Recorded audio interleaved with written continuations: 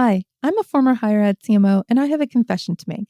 I feel like higher ed is kind of in a creative rut.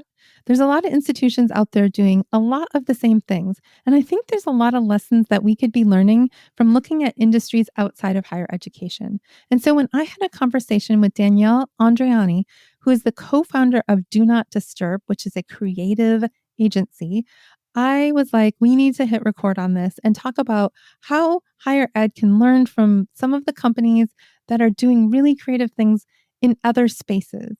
Danielle is an absolutely fabulous creative director who has worked across a number of verticals and with some brands that I know you've heard of, like Pepsi, Campbell's Soup, Absolute, Caesars Entertainment, M&M's, and a lot more. He is a really smart guy when it comes to talking about marketing and branding. And I think there's a lot to learn from this episode. So if you want to hear more about how to break out of that creative rut and how to take your institution to the next level and how to get the buy-in to do it, as well as some tips on how to work AI into your creative workflows, this episode's for you.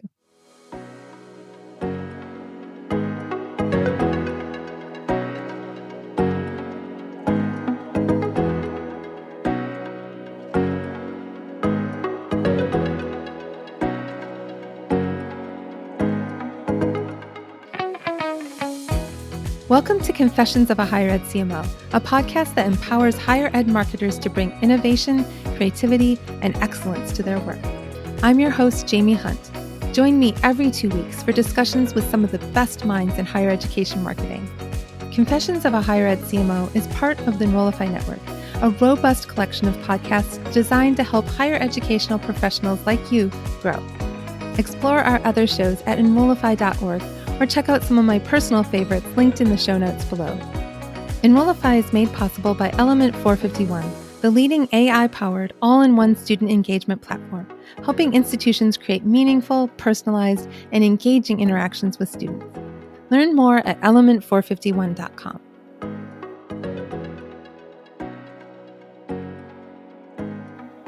I'm so delighted to be here with Daniel Andreani, who is the creative director at Do Not Disturb. Daniel, welcome to the show. Thank you so much for having me. I'm so happy to have you. We've been talking for a couple of months now, and we had this really great conversation. And as happens so often for me, I'm like, we should hit record and record a podcast and have a show. So I'm super excited to have you here to talk a little bit about creativity in higher ed marketing. Thank you for having me. Same here. The conversations have been really fun. Awesome. So one of the things that we talked about is that sometimes it can feel like higher education is a bit in a creative rut, in that there's kind of this sort of same visualness happening, same sort of like the kids with backpacks sitting under the trees in the fall, like the perfect, United Colors of Bennington diverse group of students. And I would love to hear from your perspective as a creative director and as someone who works in that space. What does being in a creative rut look like in the context of higher education marketing and branding from your perspective? Well, I think in general, many industries are in creative ruts. So I wouldn't just put that on higher ed, but I have worked in the automotive industry with alcohol, beer, CPG. And a lot of times the creative ruts are due to fear of the unknown and also the desire to keep things stable. Right. So you look at your competitors, what are they doing? What can we do slightly different, but not break the machine? And essentially that slows down creative progress, essentially. And I think the way around it really is to look out of your own industry. So higher ed is known to have many experts that have focused on that vertical. And oftentimes looking to other industries. Insurance used to be a very static industry. And then at some point, a marketing agency with Geico started doing things differently. And then the world changed around them. And now it's impossible for insurance companies to not do fun things, right? If you look at all, whether it's Mayhem or Geico or the Gecko and all of that. So I think the higher ed industry or institutions are primed to start doing things differently. And I would vouch for that only on the idea that your audience are young adults. They're the one in charge of culture. They're the one in charge of what's cool and what's not cool. They're in charge of deciding what's a good song and not a good song. And I think if we listen more to how they live or watch more how they live and how they consume marketing and consume culture in general, I think we would be able to start addressing what's perceived as a creative rut. You make such good points here. I'm teaching a class this fall on emerging media at West Virginia University, and my students had to pick a Fortune 500 company to use as a client. And we're talking about like the metaverse and creating virtual influencers and creating like Right. kind of fun and interactive chatbots. And I just think about all of the cool stuff that we're talking about in that class. Very little of it do I see happening on higher education campuses in any realm. I mean, Right. almost none of it. And I'm really curious about your thoughts on why higher ed marketers and higher ed leaders are afraid to take those kinds of creative risks.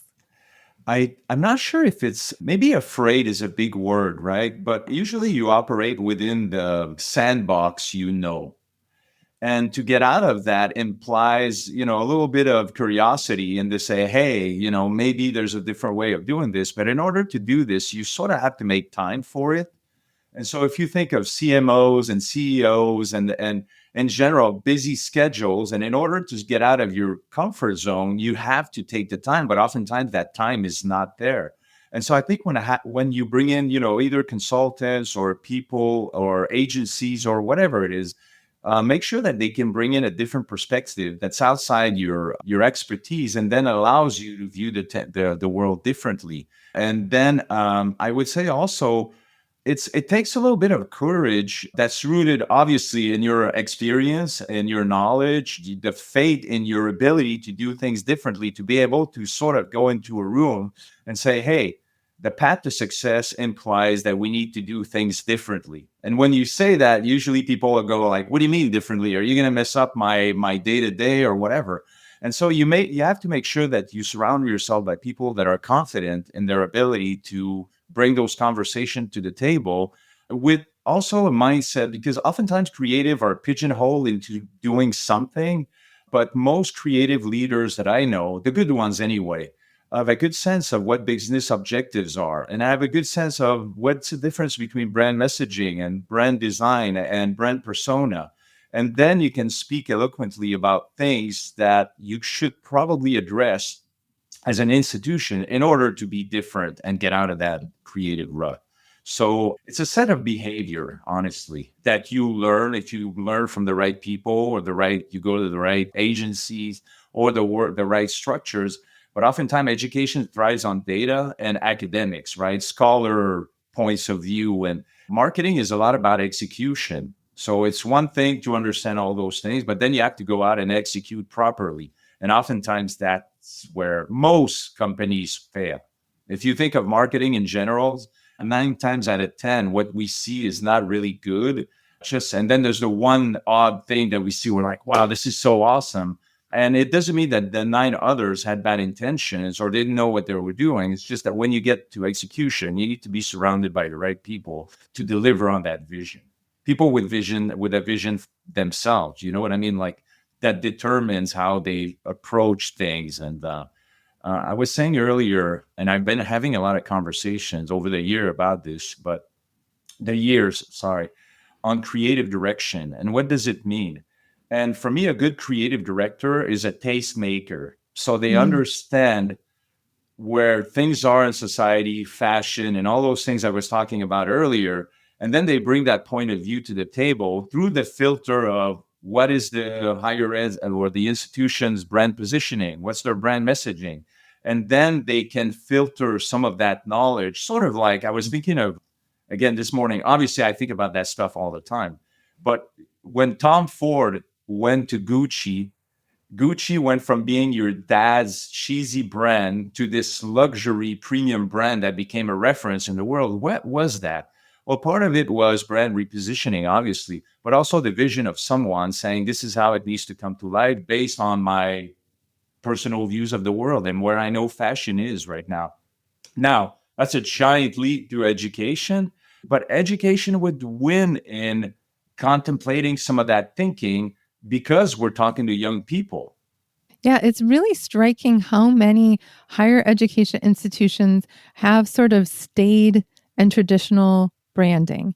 Like you go Right. to a lot of institution websites and you're looking at, the color palette might not be changeable, right? You have school Right. colors. And so if your school colors are Right. maroon and gray, it's going to be maroon and gray. But how the way you articulate and use those colors Right. and kind of the design that surrounds those, it's surprising given your point about young people being tastemakers that that's the direction that so many institutions go. And I talk to so many people who are like, yeah, our president won't let us do something Right. more edgy because he feels or she feels that it diminishes the reputation or it Right. damages the credibility of the academy. And how would you respond to that if you were talking to a college president who was like, no, we have to stay in this sort of traditional box?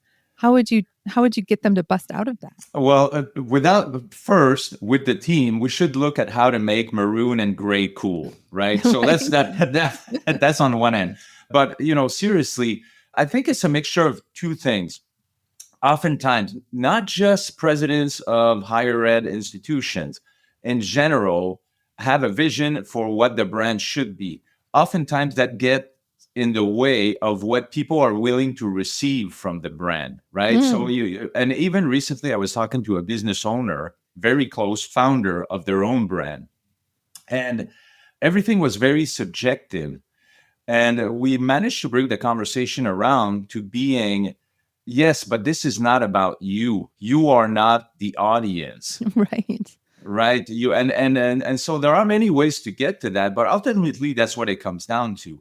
But you cannot just come at it from a creative standpoint. And I know you focus more on strategy, but I think that's where strategy and creativity can come together to make the arguments that your personal point of view on this. Obviously, we want people, there's nothing better than the faculty loving what you're doing, right?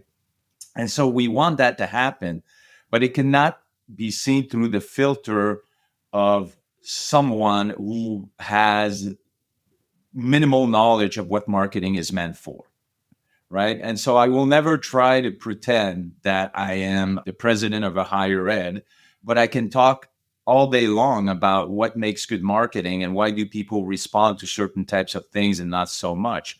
And ultimately, I mean, it comes down to authenticity. It doesn't really matter what I have to say. If I believe in what I'm saying and I'm saying it in a way that's authentic, people will be willing to receive that message. And oftentimes, higher ups or administrative functions, or they're also tinted by business imperatives, right? And so Hmm. that makes you think a certain way. So it's not a bad thing. It's a point of view that should be listened to and addressed. But if the point of view is wrong and the direction is wrong, then you have to find ways to convince leadership that what they want to do is not necessarily the right direction to take for the audience, right? Because it Right. comes down to that. If I'm talking to a 25-year-old, my kids are 21 and 18. So I'm in the thick of it right now. They're looking at colleges and all of that. And it doesn't really matter other than my expertise is in that world. So I listen to them and I'm like, what do they consume? That's my obsession. That's my line. That's what I do. And so, but I'm always observant of that in order to make up something that I know will please them. But if that's not your world and you're not paying attention, it's really hard to say, well, this is where the kids are and these are the restaurants they go to, the bars and the beer they drink, and then all of that when you're not in that world. That's what we do. And so that's why I believe in the idea of being someone from the outside to say, hey, when we look at the audience, maybe we're not doing it right. I guess I would say to a president, I would say, let us look into that and then see if what you're saying has merit. But because at the end of the day, if you look at the industry, there's a few very popular schools out there, right, that have been around for hundreds of years or 100 years. And so marketing for them is a different thing. But if you're on a newer school that's looking and on the periphery of those famous schools, you need to find ways to get noticed. And you can't play like they do. They have their own blue ocean. You need to create your own.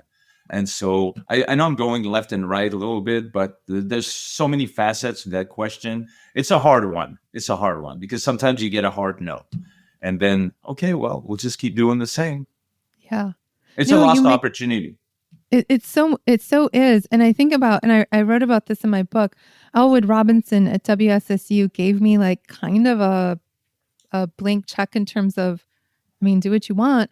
And I didn't do any of it without doing research. I didn't do any of it without talking to the audience. But we really, I mean, we had for our advertising, our concept was be the next. And we had students like they were busting through glass and like fracturing, like the image was fracturing into a bunch of pictures. They had these big, beautiful smiles and like so much enthusiasm and the energy and the vibe was just like really high energy, colorful, bold. And the feedback from the students was like, yes, yes, yes, all of this. And some of the faculty were like, what are you doing? it's and you had to kind of get that buy-in for that, taking a different approach and in a certain way be like, trust me, if this doesn't work, if this doesn't start to change or shape or whatever, then we can go back. But we had such tremendous results that it was like, yeah, do more, you know? Right, right. And I love that. Right. That's what it comes down to. When you get the opportunity to execute, this is when usually people start even taking credit on something they didn't like at first, but then they see.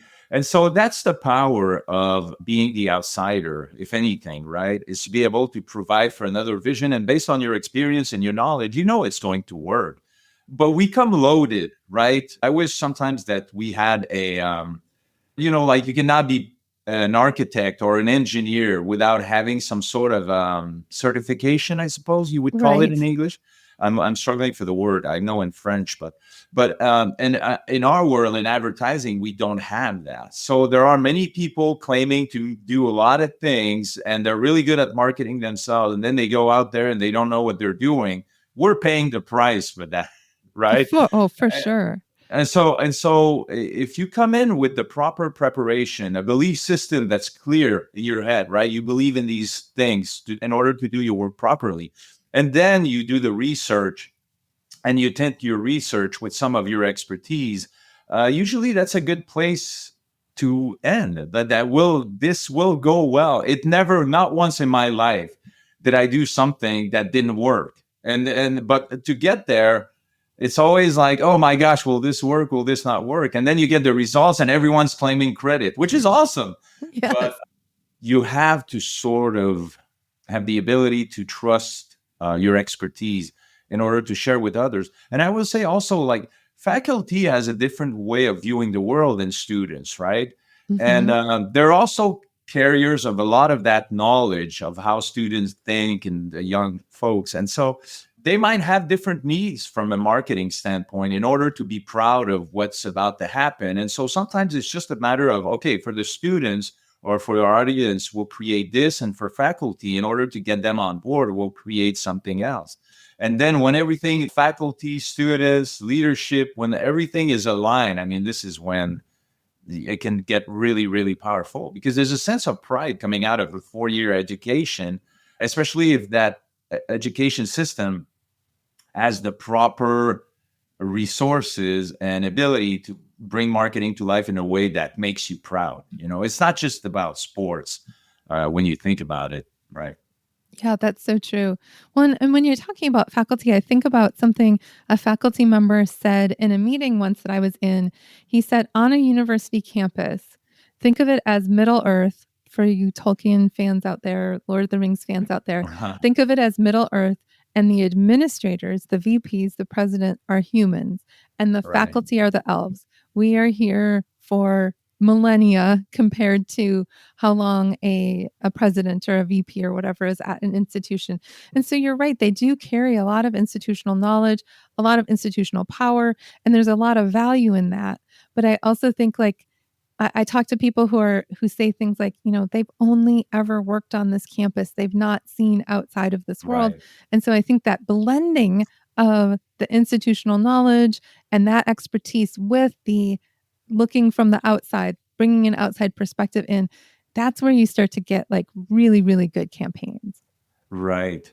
I think it comes down to listening, right? And Hmm. so You ask the right questions, leadership, faculty, you listen, and you sort of spot where they might be exposed or they might be open to certain things or close to that. And I think after that, as you do research with your audience and students, you have to sort of take into account different things, and then you sort of have to play it through. I'm never one to come in and want to break anything. I think success is much better when it ramps up over years versus getting 1 year and then after that, like, where do you go from now type of thing. And that's experience that has taught me that. I've tried both options. And so in those instances, I think what you have to establish is, where's the first win? How do we get to first base? And if it means bringing leadership at the table and making them, I don't want to use the word trust, but maybe part of it is trust, at least trust our expertise and our knowledge and prove our our ability to deliver on certain things, or some of these things, campaigns or whatever branding we're going to call it, then maybe that's the first win. So the first year out of the gate, you do something a bit more, in between where you want to go. Then the second year, success. Okay, now you push a bit harder, and then you get to a point where after 2 or 3 years, I wish it was always like that. I wish we always had 3 years. By the way, when I say that, usually is you have a few months, otherwise you're out type of thing, especially the new world of performance marketing and data. But yeah, I think listening and building trust is probably the way to go before you get too creative, maybe. But I don't know. What's your experience on that? How do you feel about that? Yeah, I mean, so I've kind of done both ways. When I was the VP at Winston-Salem State, the imperative was to move fast. And so Right. there wasn't as much time to build the campus trust. I mean, the campus trust came through some other means that are kind of not germane to this topic, but it was more of a let's move fast and break things kind of approach. And I feel really lucky. Joel Lee was the AVP of enrollment marketing. And so when we came to him with this, like, totally looked like nothing else we'd seen in higher education concept, and he was like, yeah, let's do it. And then the chancellor was like, yeah, I'm here for it. Then it was sort of move fast and potentially break things. And it didn't break things. I mean, the perception of the institution with all of the creative ways that we shifted how we did things and how we talked about the school just transformed over the period of 3 or 4 years. And you're right, it's a long game. It's not like oh my gosh, that ad campaign just changed everything I think I know. Right. Right. But you have to have some partners in it. You may have to build that trust more on the outset if you don't have an AVP who's also in it with you, or a chancellor who's like, yeah, I'm all for bold moves. You need a partner in order to be able to do that. That understands. I mean, this is what I love about higher ed marketing, is the fact that I'm sort of I'm on the creative side, right? And I try to stay pure, whatever category I go in, so I can come in with a different point of view at some point. But what I love is that you usually work with really smart people, that if you allow them to be a bit more emotional about their work, emotional being like closer to the heart than in their head type of thing, you get to some pretty amazing places. And then, depending on the team's ability to move fast or no, you can do that. But I think both options are good. It's really, as an outsider, if you come in, where do you feel they are? If they ask for speed, then yeah, of course. I mean, that's something. But, there's always, I think one of the biggest thing, when all is said and done, even at the conceptual level, coming out of strategy, presenting ideas, you have to make sure that everything you're doing is relevant. Mhm. And for me, creativity is not an exercise in style. It is somewhat, but it's always making sure you're relevant to your audience. And sometimes your audience at first is not the student. So I guess that's my bigger point. But that's a conversation you need to have. Say, hey, you have the courage to do this now, and usually you get a pretty straightforward answer, and then you can decide, okay, well, here's the path to success, and let's define it together. I think setting expectations is always, the best way to go as far I as that agree. goes. Right. Yeah. So we've talked a lot about creativity, and I know there's a lot of conversations in the creative world about using artificial intelligence Right. for creative tasks. And you said something in the call that I like typed out while we were talking, and it has stuck with me. And I've actually used it in another Oh, context. wow. Okay. And that was, you said, if you're trying to cheat your way into the creative world, AI will make you painfully exposed to criticism. It won't hide your incompetence. And I would Right. love it if you could unpack what you meant by that.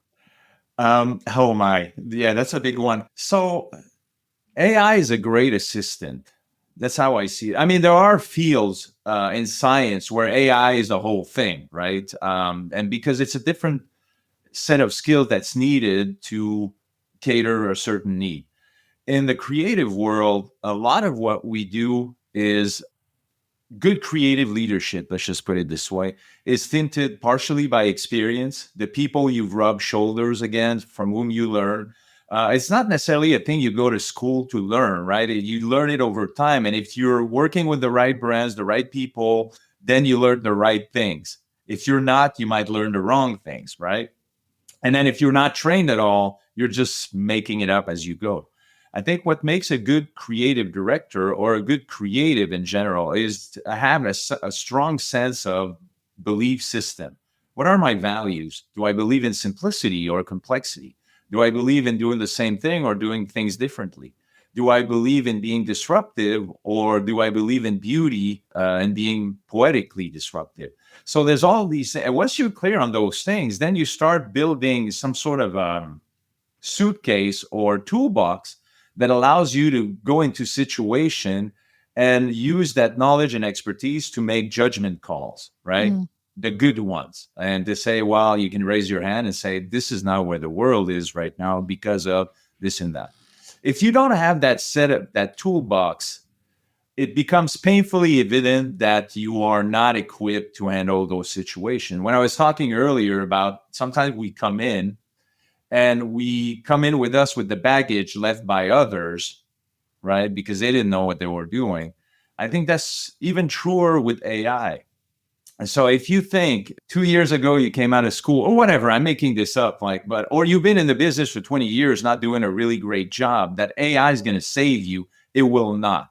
Mm-mm. Because you can, and AI is an assistant that will only be as good as the leader of the conversation will be. And so right now, what I'm seeing, for example, is in our world, we'll say, oh, there's a director, and the director, she has a certain set of a style and a way to do things. And then there are image makers that would like to be directors, but to be a director, you need to have to understand storytelling and all of that. And I see a lot of them getting into the AI world, creating their own little films. And although technically it's pretty impressive from a storytelling standpoint, it's just garbage. You cannot watch this more than 30 seconds. And so this is where I say, yeah, you can invent yourself to be a director, but if you don't know how to tell a story, you'll never, like, AI will not do that. It will do it. It just won't be good or won't be. And I'll go back to tastemakers. Sorry, I'm thinking along, but it's a big conversation. In order to be a tastemaker, you have to recognize what taste is. Yeah. And it's not a special skill. It's just that that's what you do. As a creative director, that should be part of your skill. So why is this font looking modern and this is not? And why does these colors look tacky and these colors look good? It's because this time that something is shifting in society and people are wearing more, and so more and more those types of colors, or like baggy pants versus tight pants and whatever.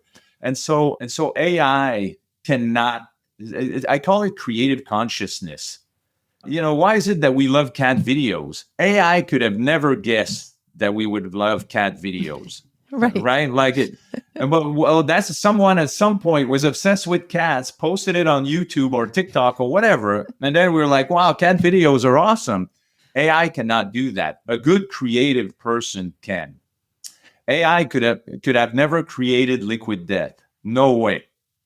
You had to have someone with it. I'm not saying that it's relevant to this conversation. Well, it is at some level.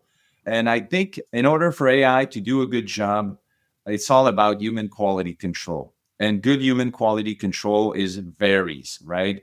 And quality control at Bentley is not the same than it is at another car brand that I won't name.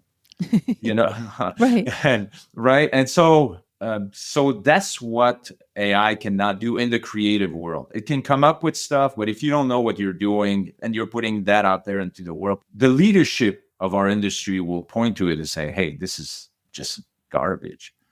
There are so many examples of times when I'm like, this is so obviously AI. Right, Or you get people who are maybe early career who are trying to produce a strategy or something with AI, and it's just very hollow. It doesn't have the depth of that someone with expertise may be able to either produce themselves or coax out of AI. And so right, I right, think if you're early career, be real cautious about using AI as a crutch because you have to have the knowledge and the skills to be able to right. know if what it's giving you is garbage or not. But that said, I mean, I think there's a lot of valid uses for AI, and I would love to hear how you use it in your own creative workflow. I'll just focus on creative for now. But, I'm an art director by trade. So I started off as a designer. I was very fortunate to learn from some of the best designers and all of that. So my sense of aesthetic was always pretty strong. And then over time, I learned to love the craft of writing and language. Hmm.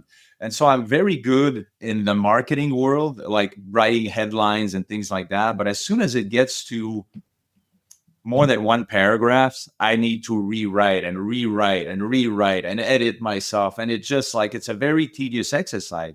So what I love to do with AI, although I have a lot of ideas and I have a lot of points of view and structural guidelines on how to do things, oftentimes I'll get an idea and I would like to expand on it. So I write it bullet point style. And then I say, hey, using the voice of Dan Andreani, because I created my own agent, can you help me put more meat around this? And then I go back and edit it and make it Daniel Andreani. And so, but in order to do that, I have to know who Daniel Andreani is as an agent.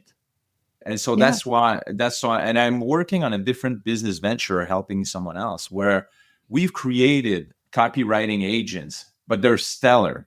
The way the prompts, and these are like 3 or 4 pages long in terms of defining persona and personality and how they do things. And it's pretty impressive what it will come up with, but you still have to do a lot of QC and go in there and out of 100 headlines, I might see one that I like and then rework that one 20 times and to get to a place where like, oh yeah, that's human level.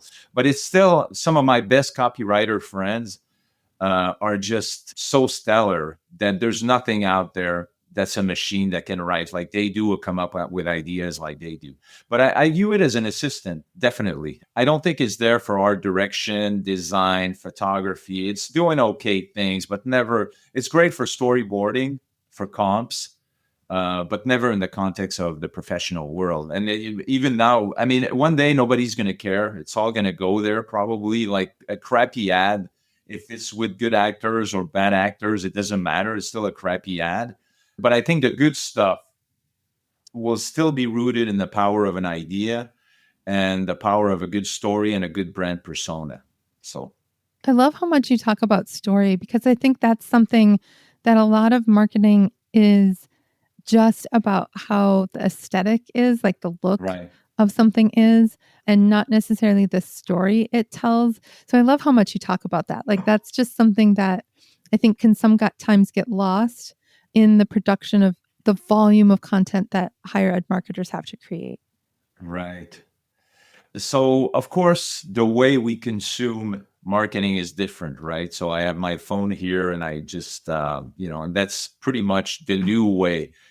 But there's still an opportunity to create stories in that world if you're clear about your brand positioning, if you're clear about your brand voice. Oftentimes we think of brand as a logo, a set of colors, and a brand guidelines, right? But it's much more than that. It's brand messaging. What is it that you're saying to the world, and how are you saying it? I think in this world right now, the most important thing is brand persona. So Mhm. as a brand, how do you behave? And I always use a few examples, but first two that come to mind. What's her name? Amy Schumer, I believe. Their stand-up comic. Is it Amy Schumer? Well, Yeah, okay, yeah. okay. And Bill Burr, for example, they're both comedians. They both operate in the same world, but they have a very different persona.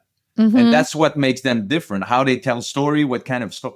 And so the opportunity is the same for all brands. And strong. So oftentimes we talk about like these brands as being unattainable, like, oh, Nike and Apple, and wow, we don't have those budgets. Or it's not about money. It's about how clear are you about your brand personality, your brand messaging, and your brand persona. And once you're clear about that, anything you say cannot be copied, Right. because it's you'd be another brand would be idiotic to say I'm going to be the exact same as Bill Burr as a stand-up. I'm going to tell the same joke.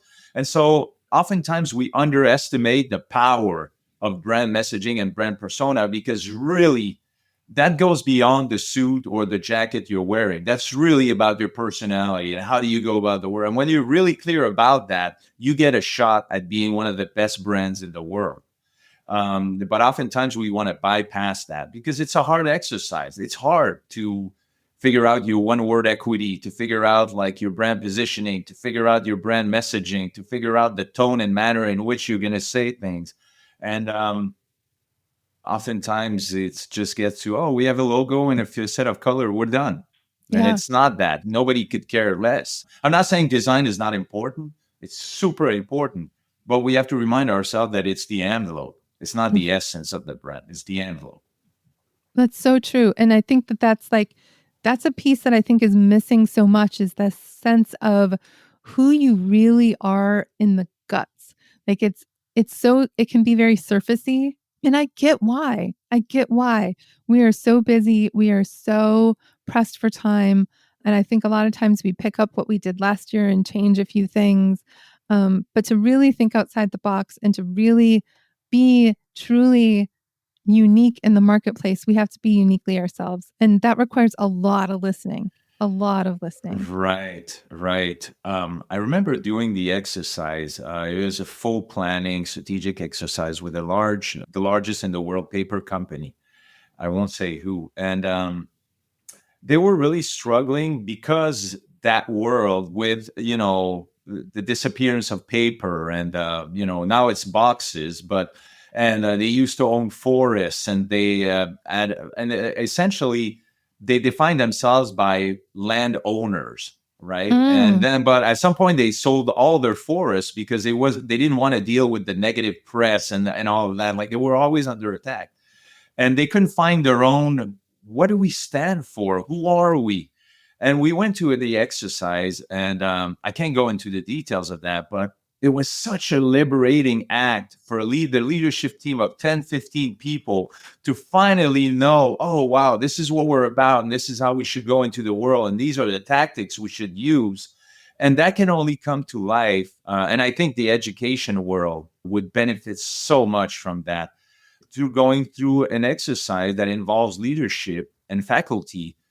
Maybe not 15 people, that's a lot of people, but 5 or 6. And I think you go through that sometimes as well, to just uncover some of those nuances and the things that would allow you to get to a place where you can have a singular idea and then report back into the world with clarity, I think is the essence of everything.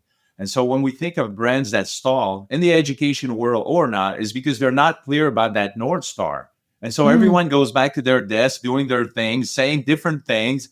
And then they tell something to marketing. Marketing does something that they think they should be doing. And then they go to the world and it's just flavorless. Another, interview with a student. I mean, it's so, but if you're clear about that, you can direct the way you interact with students and what do they say and how do they say it, not by forcing yourself onto them and what you want them to say, but just by the platform you give them for them to be able to share this thinking. Then it becomes yours, right? Somebody comes into my house, we have a conversation.